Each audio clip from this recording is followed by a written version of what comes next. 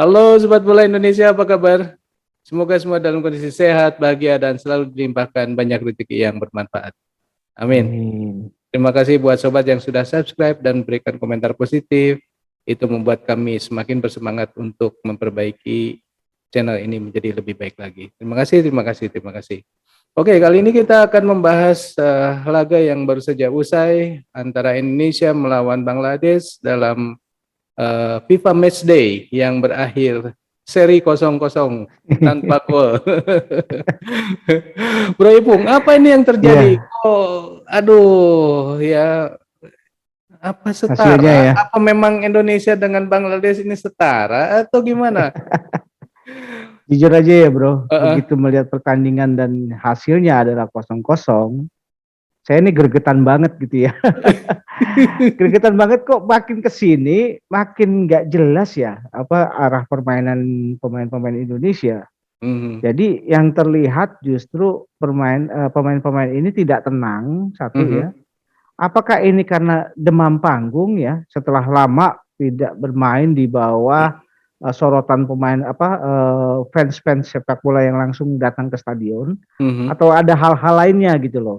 mhm, Jadi memang ini sebuah hasil yang menurut saya ini ya sangat tidak bagus ya, apalagi melihat bahwa yang kita lawan adalah tim yang peringkatnya juga jauh di bawah kita gitu loh. mhm, Dan secara kualitas permainan, katakanlah kualitas secara individu maupun kualitas sebagai sebuah tim, Bangladesh memang jauh di bawah kita gitu loh. mhm, mhm, Yang seharusnya ini bisa dimanfaatkan untuk menciptakan gol, karena kemenangan juga akan berpengaruh pada perubahan peringkat, katakanlah ya, mhm, mhm, poin-poin yang bisa didapat dalam pemeringkatan di FIFA gitu loh bro. mhm, mhm, mhm.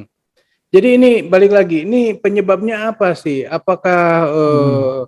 tadi memang mentalnya yang terganggu atau karena kurang latihan atau karena Ah, instruksi yang nggak jelas atau gimana? Ini kira-kira aja.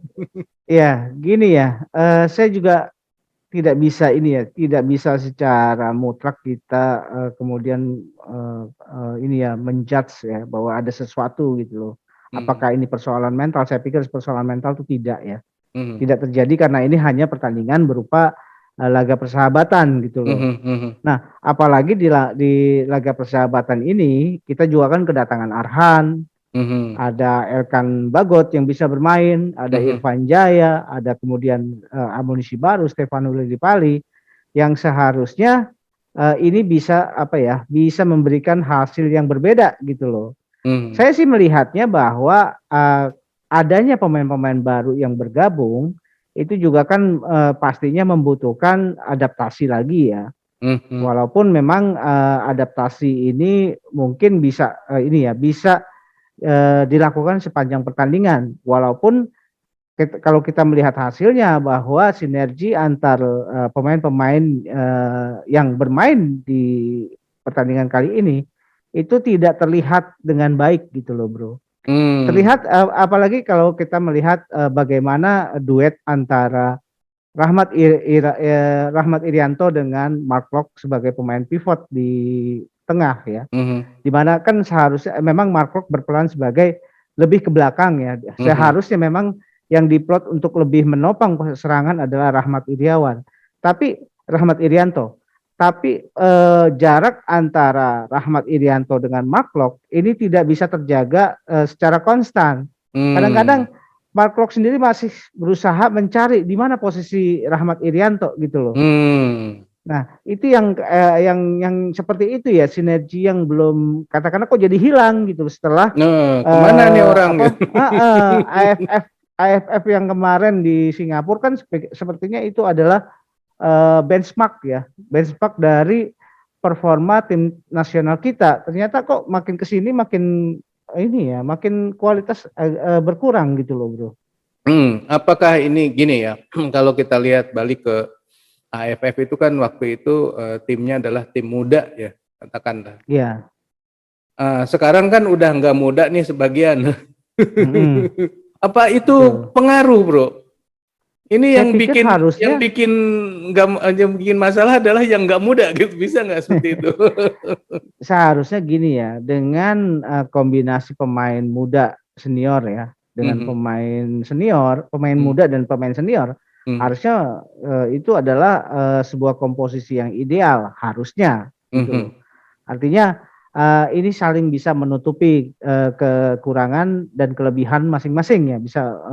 Nah, cuma persoalannya yaitu tadi pemain Indonesia terlampau terburu-buru untuk menyelesaikan katakanlah peluang-peluang di depan gawang. mhm, Dan sepertinya ada terlihat juga Irfan Jaya yang bermain seperti lebih banyak sendirian gitu loh. Sendirian dalam artian dia ingin menjadi eksekutor gitu loh. mhm. Kayak Tapi pemain tidak lawas dulu melihat ya. tapi tidak melihat pada posisi-posisi temannya.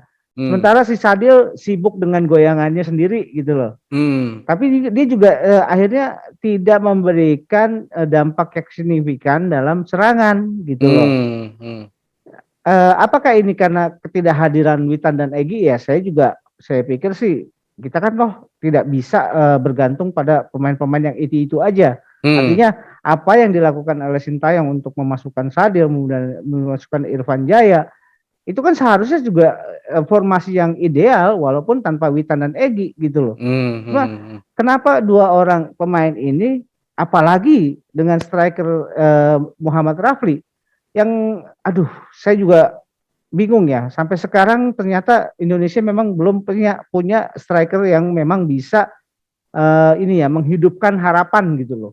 Dan mhm, itu belum terjawab dari penampilan Muhammad Rafli gitu. Justru penampilan Dimas Derajat di babak kedua saya pikir itu lebih baik daripada Muhammad Rafli gitu. mhm.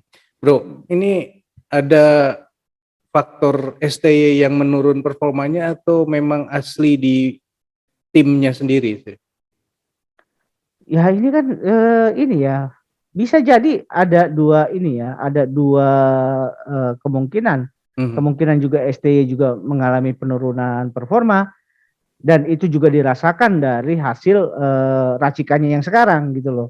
Cuma yang jelas tidak ada kreativitas di lapangan tengah gitu loh.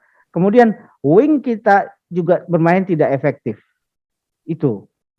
Saya sendiri aduh, walaupun yang kita lawan ini levelnya ya bukan dengan segala hormat kita tidak ingin bukannya ingin merendahkan Bangladesh gitu ya. Tapi kalau melihat permainannya Bangladesh seperti itu, rasanya hasil yang 0-0 nih bukan hasil yang ini ya. yang menunjukkan kualitas pertandingan. Betul, betul, Bro. Sangat sangat sangat disayangkan gitu. Sangat sayang. Oke. Nah, ini kalau gitu siapa nih kalau disebut biang gitu? Kalau disebut Hmm. biangnya ada nggak sih siapa gitu? Apakah ST Saya sih yang jadi melihat biang? ini persoalan utama kalau di belakang Mhm, Arhan saya pikir penampilannya memang ternyata bagus ya. Ini Arhan masih kelihatan bagus dalam mhm, pertandingan ini ya. mhm. Dan terlihat bahwa dia juga sudah makin ini makin Makin dewasa dalam pengambilan keputusan gitu ya. mhm, Dan mhm. itu kelihatan dari gaya bermain Arhan yang saya pikir masih tetap konstan dari penampilan dia di AFF Terakhir. kemarin ya. Mhm, mhm, Nah, justru kalau di lapangan di belakang saya merasa tidak ada masalah. mhm, Di tengah dan di depan itu yang sekarang justru mhm, jadi persoalan. Seharusnya kan kekuatan Indonesia kan selama ini ada di depan gitu ya. Dengan mhm. permainan-permainan cepat gitu. Tapi ini nggak kelihatan gitu. Dan Apa semuanya apalagi di lapangan tengah tidak ada pemain yang benar-benar kreatif yang punya visi permainan gitu loh, yang bisa membuka peluang-peluang gitu loh. Memang yang terlihat hanya Stefano Lillipali dalam hal ini. Memang Stefano Lillipali kan diturunkan sepertinya dia ingin memerankan atau diplot untuk memerankan ini ya tugas-tugas yang biasa diberikan ke Ricky Kambuaya dan Stefano saya lihat bisa lakukan itu. Dia bisa menjadi alternatif pemain lubang yang bisa menusuk dari tengah dan itu beberapa kali Stefano bisa lakukan gitu loh. mhm, Stefano sih bisa gitu ya.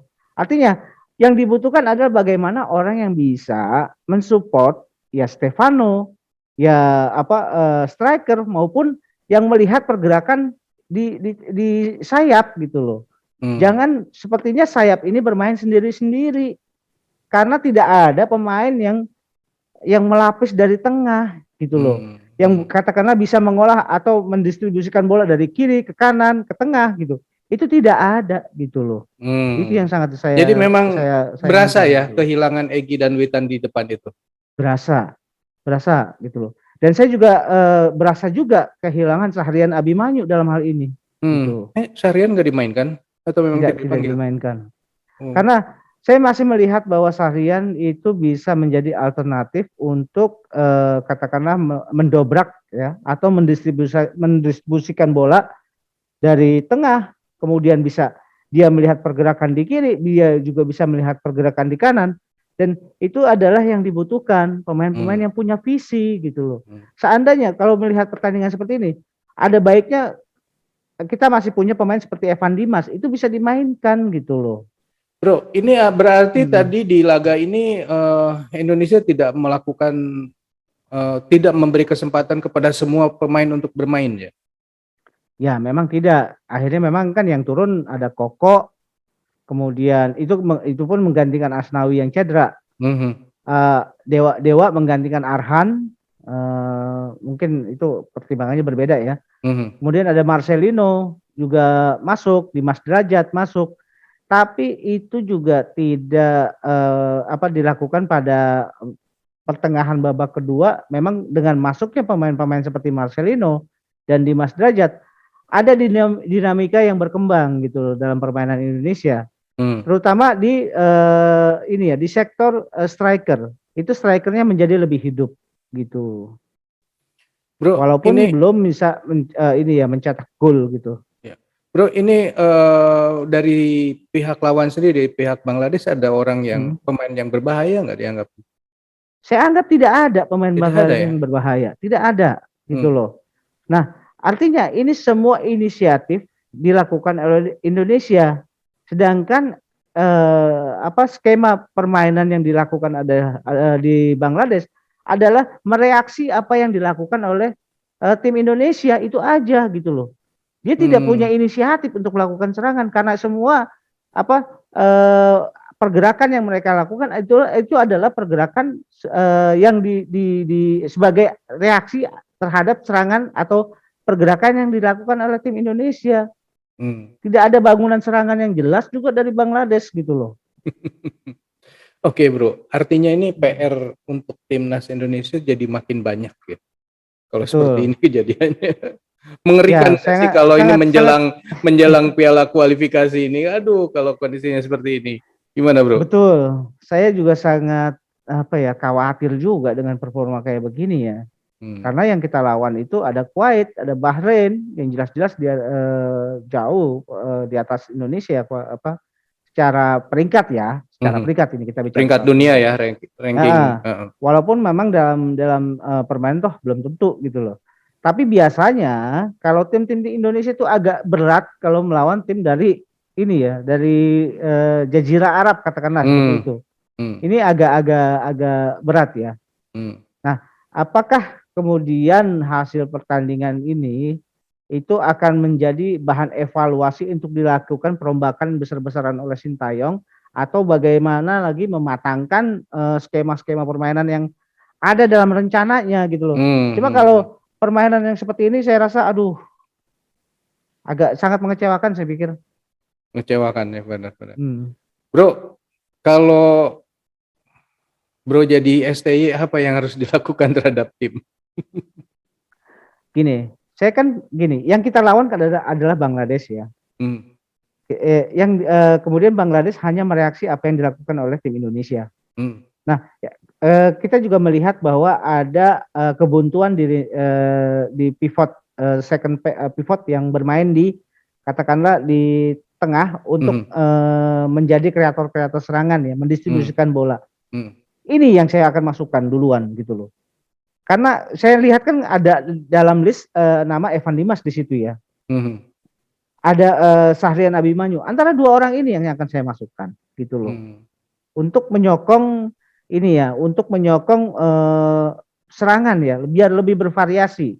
Karena saya melihat kita tidak dalam pertandingan ini tidak membutuhkan pemain yang punya transisi yang bisa juga sebagai pemain bertahan. Itu hanya cukup bisa dilakukan oleh Mark Klok atau dengan mungkin Rahmat Irianto untuk bisa bertahan ya. Tapi Rahmat Irianto memang jangan diplot sebagai pemain yang bisa mendistribusikan bola. Dia harus bertandem juga dengan Mark Klok untuk menjaga kedalaman gitu loh. Menjaga kedalaman. Justru masukkan aja pemain-pemain yang memang punya visi yang lebih bagus dalam mengkreasikan serangan gitu. Boleh nggak disebut bahwa laga ini itu adalah kesalahan dari STY menyimpan mengatur siapa yang harus bermain? Nah, gini, saya kan juga nggak berani ya, bukan kapasitas saya juga untuk menilai STY dalam hal ini. Karena pastinya STY lebih punya pengalaman dibanding kita nih dalam melihat atau dalam merancang sebuah skema permainan gitu ya. Tapi kita hanya bisa mengkritisi dari pertandingan yang berlanjut. Kita hanya bisa melihat bahwa perkembangan ke depannya ini kita akan menghadapi sebuah kualifikasi yang jauh lebih berat dari ini. Artinya ini harus dijadikan bahan pembelajaran, ini bahan yang paling benar, yang paling bagus ya, bahwa kita tuh masih punya banyak PR gitu loh. Terutama di posisi striker dan pemain yang kreatif di lapangan tengah. Gitu loh. Mungkin kalau kita pemain lapangan tengah kreatif, Irfan Jaya posisinya dan Sadil juga tidak akan bermain sendiri-sendiri gitu loh. Ya. Sobat, itulah obrolan kita mengenai laga yang baru saja usai antara Indonesia dan Bangladesh dan berakhir seri. Sangat mengecewakan menurut sobat semua. Kira-kira apa yang membuat laga ini berakhir seri? Dan seharusnya kan Indonesia menang, bukan? Silahkan tulis di kolom komentar. Kita tunggu ya. Oke, untuk sementara sekian dulu obrolan kita. Kita lanjut di video yang akan datang. Bye. Oke. Thank you, bro. Thank you, bro. Yuk.